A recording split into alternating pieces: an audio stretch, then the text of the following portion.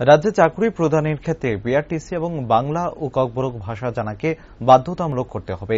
এই দাবিকে সামনে রেখে সোমবার টিপিএসসির চেয়ারম্যানের নিকট ডেপুটেশন প্রদান করলেন কংগ্রেস বিধায়ক সুদীপ রায় বর্মন। সাথে উপস্থিত ছিলেন প্রাক্তন কংগ্রেস বিধায়ক আশিস কুমার সাহা। এদিন টিপিএসসি কার্যালয়ে চেয়ারম্যান অলিন্দ রাস্তোগির সাথে সাক্ষাৎ করে যাবতীয় বিষয়বস্তু তুলে ধরেন বিধায়ক সুদীপ রায় বর্মন ও প্রাক্তন বিধায়ক আশিস কুমার সাহা। পরে সংবাদ মাধ্যমের মুখোমুখি হয়ে বিধায়ক সুদীপ রায় বর্মন জানান, অন্যান্য রাজ্যে বিআরটিসি এবং নিজ রাজ্যের ভাষা বাধ্যতামূলক থাকলেও এই রাজ্যে বিভিন্ন নিয়োগের ক্ষেত্রে বিআরটিসি এবং বাংলা ও ককবরক ভাষা জানা বাধ্যতামূলক করা হচ্ছে না, যার ফলে একই যোগ্যতা সম্পন্ন বহিরাজ্যের বেকাররা এই রাজ্যে এসে চাকরি পরীক্ষা উত্তীর্ণ হয়ে চাকরি ছিনিয়ে নিচ্ছে।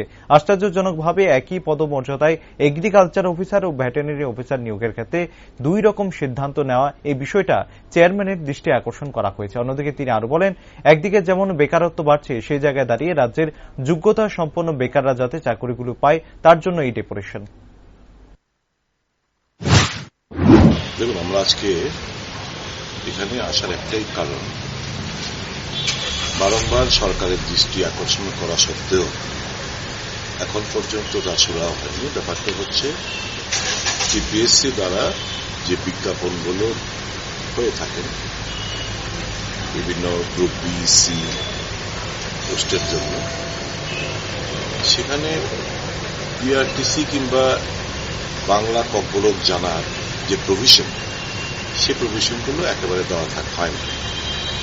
এতে করে বহিরাজ্যের প্রচুর সংখ্যক বেকাররা এতে অংশগ্রহণ করছেন এবং নানা পোস্টগুলো তারা লেবেল করে নিয়ে যাচ্ছে, ডিপ্রাইভ হচ্ছেন আমাদের রাজ্যের বেকার।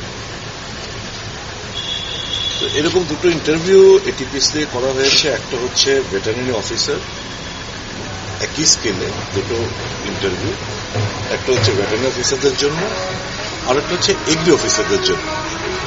ভেটেরিনারি অফিসারের বেলায় ম্যান্ডেটরি প্রভিশন করেনি, ডিজায়ারেবল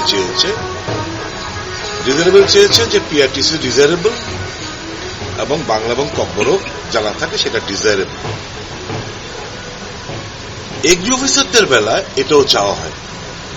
আমি জানতে পারলাম বহিরাজ্যের থেকে প্রচুর সংখ্যক বেকাররা যাদের এই কোয়ালিফিকেশন রয়েছে এগ্রি অফিসারের পোস্টগুলোর জন্য, তারা ইন্টারভিউ জন্য, এক্সামের জন্য তারা দরখাস্ত জমা দিয়েছে।